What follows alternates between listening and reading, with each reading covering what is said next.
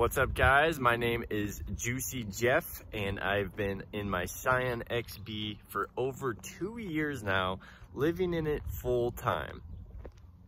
Some of you guys might think it's a little crazy to live in a small car, but honestly, it's not that bad. Once you get used to it, guys, it's pretty darn easy. And there's a few tips and there's a few things I would like to let you guys know before you get started, before you just jump right into it. Because 2 years ago when I was starting off, I would have loved to know what to really expect and what you would really want from living in your car. So yeah, I'll show you guys real quick how I kind of keep everything organized. Like, I'll keep my toothbrush up there, I'll keep my essentials, wallet, floss, clippers, nail clippers, lip balm, and my passenger seat is kind of just a total mess, but I usually keep things that are going in and out there, like my backpack, which has, you know, some condiments, some sugar, some ketchup, some camera gear in the front bag. I got my skateboards. We got the bed set up in the back. This is my curtains. I just leave them up sometimes. Whole bed. I got cold weather sleeping bag right there. I got a cooler underneath. So in order to make the bed work, a lot of you guys are asking in the comments, how do you fit in this car? You're 6 feet tall. How are you comfortable? Well, what you want to do when you're building the bed process is you want to fold your back seats down, obviously. Then what you want to do, guys, is you want to put stuff in front of the seats. See, these are the seats right here. In front of the seats that are folded down, I have stuff. So I have a bag under this bag here. I have a cooler, and that cooler is level and flat.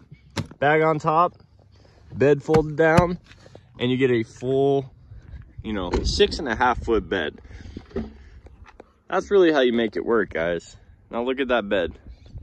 This goes all the way back, you know, completely stretched out. Shown you guys in the past, I have several videos. You want to get a fan. This is another thing that's gonna save your life when you're living in your car. That way, last night, for instance, it's what, beginning of August, so it's hot, man. And I have this thing blasting on my face pretty much all night. And let me tell you guys, it's getting a little tough. It's getting a little tough. Summertime is not easy. When I'm in the desert, but luckily I'm in the high desert, so it's not super ridiculous. But it's pretty damn hot. You keep your water at all times. Underneath the bed, guys, back here, I have some storage and I have some things. This is more storage. I got some climbing shoes. I got tools. Always be ready for emergencies. I have some books I never read. I have other stuff. I got some of that wax. I got another water bottle. I got a beanie for winter time. So we're pretty stocked up there. Over here, guys, down storage underneath here.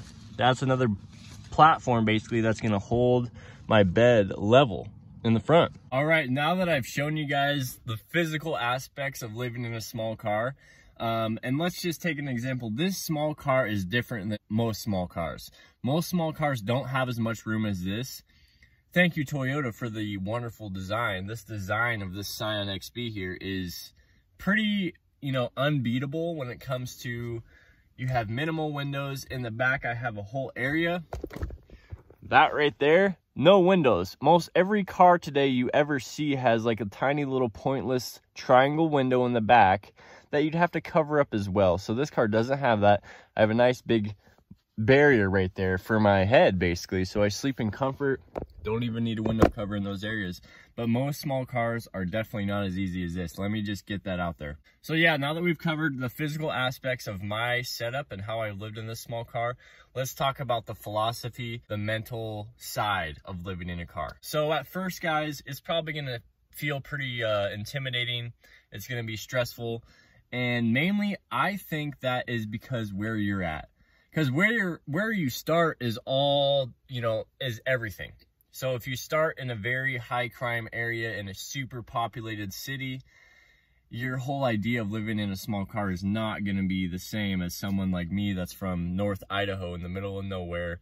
I could live in my car for 30 years. You know what I mean? And no one would ever bother me. So you have to be in an area where it's doable and where you could make a good life doing it. So that's the beginning of like the philosophy. And I'm just kind of using, you know, me as an example. You know, when you start off with anything, that's how you think about it. So you have to come into it nicely. So smaller areas outside of big cities are what you want. You never want to be in a big city living in your car, guys. I know some people that do it, but you're asking for trouble. There's a story. Michael Jordan's dad died. He got shot living in his car. I don't know where he was. He was probably in a big city, LA or New York City, or just any city, basically. But I'm not trying to scare you guys. I'm just saying, like, it can happen. You know, someone finds out, somebody, you know, you go to the same spot all the time. You know, you never know. So another thing to consider too is you want to be flexible. You have to be flexible, because this isn't a life where everything is going to be set in stone every single day. You're going to have different stuff every day. You're going to be parking by different people every day.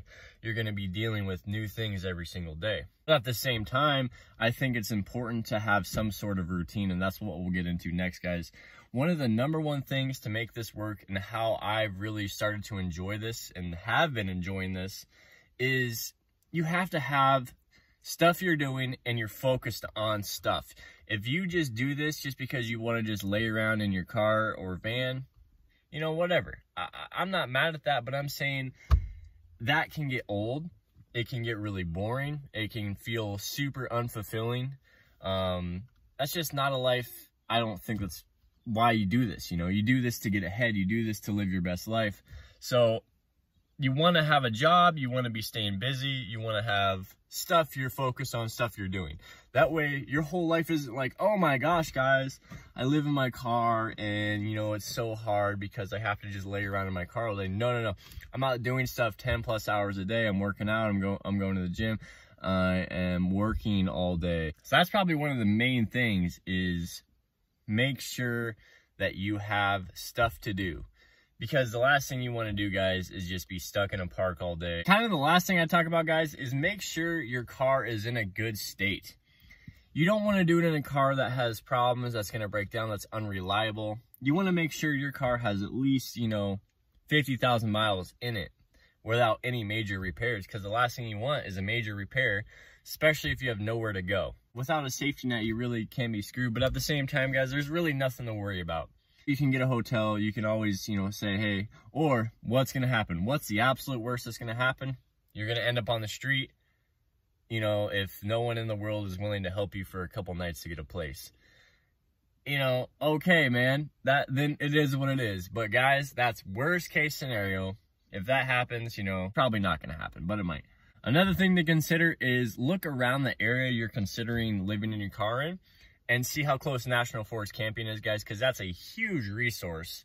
You can camp up to 14 days in the National Forest in a certain area, and then you can just move to a different spot, or you can just mix it up.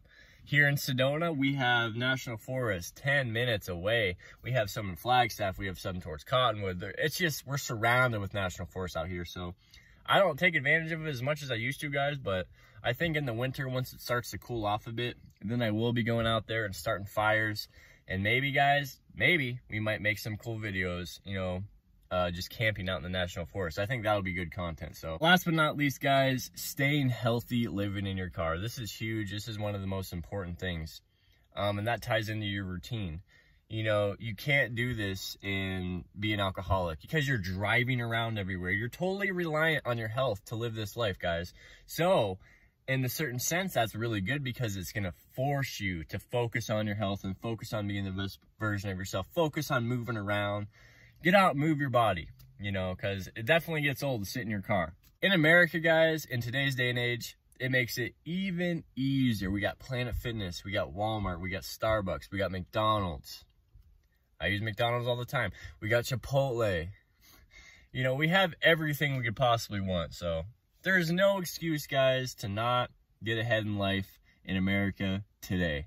That's what I have for you guys today. I hope you guys enjoyed this video. This is how I've lived in a small car for 2+ years. I hope this inspired some of you guys. I hope you guys learned something from this. Hit the like button if you guys like it. Hit the subscribe button. I'll talk to you guys in the next video. It's Juicy Jeff signing out. Peace.